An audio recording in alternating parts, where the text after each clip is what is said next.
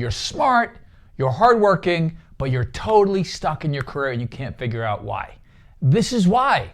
You're working on only one area over and over again, and you've proven yourself in that area. That area might be getting other people to really perform. You're a great manager, great at motivating everybody else. And the people above you understand that about you, which is why they keep you where you are, because you're really good at getting these people to give you exactly what you need. But when it comes to your own personal growth, you're not coming up with new ideas. You're not showing that you're creative. You're not working on your pitch style in front of the group where you can really learn how to take command. You're not working on charisma. If you've heard of Atomic Habits, if you want to get better, you got to get better 1% in a lot of different areas.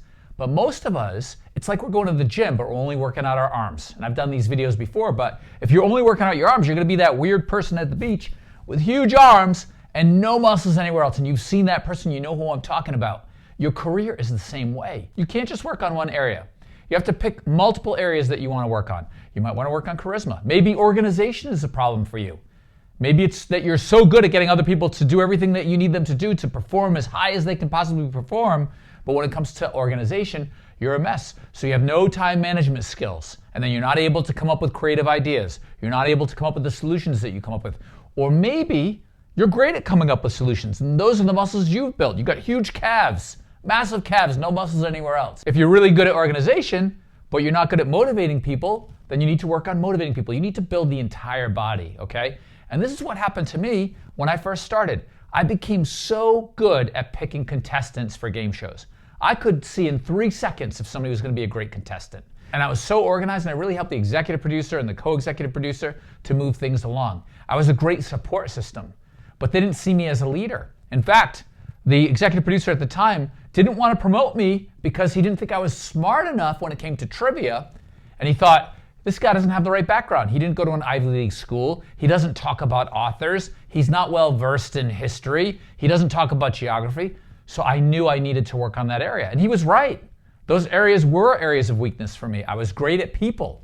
I was great at producing celebrities. I was great at producing contestants, but I wasn't good on the trivia side. So I went to work. I started reading and devouring all the books that I didn't read when I was younger. I started learning everything and becoming obsessed with geography so that it was fun for me.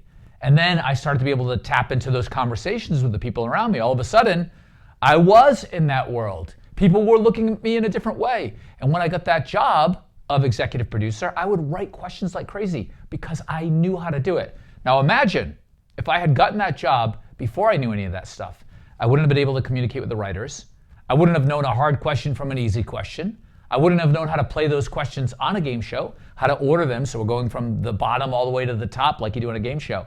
I needed to work on the other muscles because at that time, I was just working on my arms. I had huge arms. I was great at reading people, understanding people.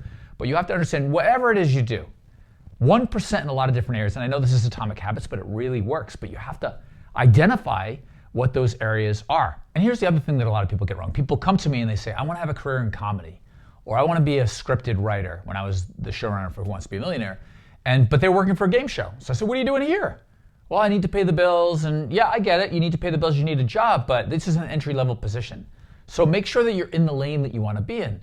Don't go to a pond, cast your line, and every time you catch a fish that's a game show fish, you go, another game show fish. I really wanted to work in comedy. If you want to work in comedy, you have to put yourself in that location.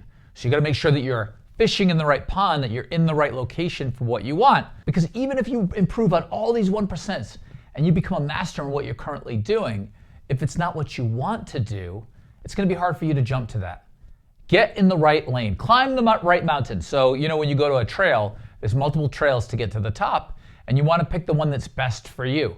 Same thing with your career. Don't go into something that you're not happy with. Sure, sometimes you need a bridge, and you have to pay the bills, and that's okay. But understand that that's a bridge. Don't get too comfortable with that bridge. Don't make that bridge everything for yourself. You need to be fishing in the right pond and improving yourself in all of your areas of weakness. And then you can rise to the top. Let's do this together. I know my channel only has 360 or whatever it is subscribers right now, but that doesn't matter to me. I want to be talking to the right people, and I want those people to climb and to have this journey with me. Whatever it is you want to do, go side by side with me and let's climb up together and get to the top.